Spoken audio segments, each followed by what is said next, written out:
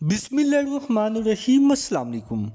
पाकिस्तान की आज़ादी के दिन जब हमारा दुश्मन भी हमें आज़ादी की मुबारकबाद दे, उस दिन साबिक वज़ीर आज़म इमरान खान साहब पाकिस्तान की बजाय हिंदुस्तान की फ़ॉरेन पॉलिसी की तारीफ़ करें। It's very unfortunate.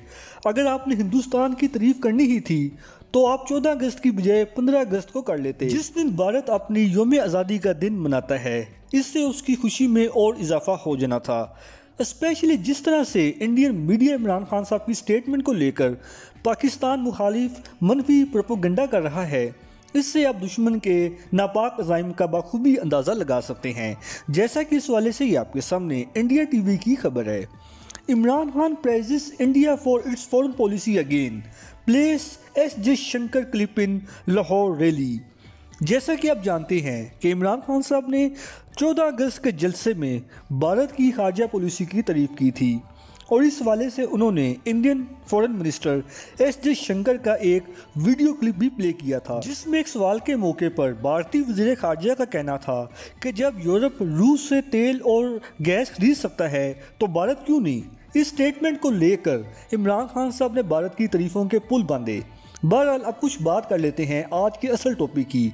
क्या इंडिया की फॉरेन पॉलिसी पाकिस्तान की निस्बत वाकई इंडिपेंडेंट है या फिर इसके पीछे कुछ और रीजंस हैं। पहली बात तो ये है कि रूस उस वक्त से भारत का स्ट्रेटेजिक पार्टनर है जब अमेरिका पाकिस्तान का स्ट्रेटेजिक अलायंस हुआ करता था। फिर जो कुछ पाकिस्तान ने रूस के साथ अफगानिस्तान में किया वो आप तो बुला सकते हैं, लेकिन शायद रूस कभी भी ना बुला पाए। इसके अलावा जब आप हमें हिंदुस्तान की मिसालें देते हैं तो उस वक्त आपको ये भी याद रखना चाहिए कि इंडिया की इकोनॉमी पाकिस्तान की निस्बत कई गुना बेहतर है।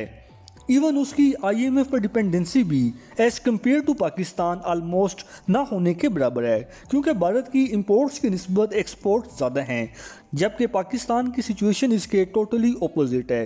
अनफॉर्चुनेटली ना तो मौजूदा हुकूमत अपनी इकोनॉमी को बेहतर बनाने के हवाले से संजीदा है और ना ही माजी की हुकूमतों ने इस वाले से कुछ किया, सिवाय के ओपोजिशन को चोर डाकू या गालियां देकर हम अपना टेनोर पूरा कर लेते हैं। चले मान लिया कि मौजूदा हुकूमत का ये फेलियर है कि उसने अमेरिकी दबाव की वजह से रूस से ऑयल एंड गैस नहीं खरीदी, तो फिर इमरान खान साहब आप ही अपने टेनोर में इस वाले से रूस के साथ कोई एग्रीमेंट कर लेते।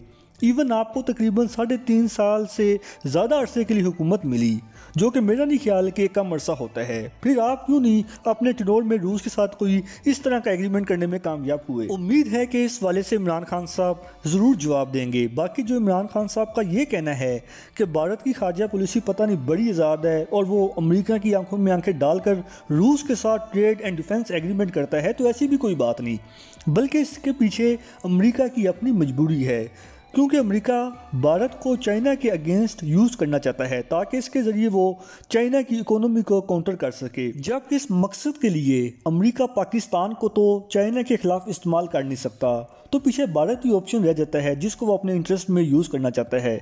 यही वजह है कि भारत पर रशियन ऑयल खरीदने पर अभी तक कोई पाबंदी नहीं लग सकी।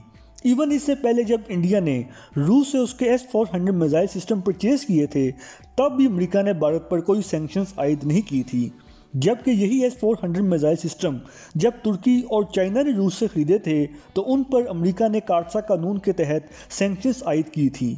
लिहाजा जब आप हमें हिंदुस्तान की एग्जाम्पल देते हैं तो इससे पहले इन सब हकाई का भी जिक्र कर लिया करें। सिर्फ आज पाकिस्तान अमेरिका के कहने पर चाइना के खिलाफ खड़ा हो जाए तो फिर आप पर भी भारत की तरह कोई फाइनेंशियल सैंक्शंस आयद नहीं की जाएंगी, फिर चाहे जितना मर्जी आप रूस से ऑयल एंड गैस परचेज करें।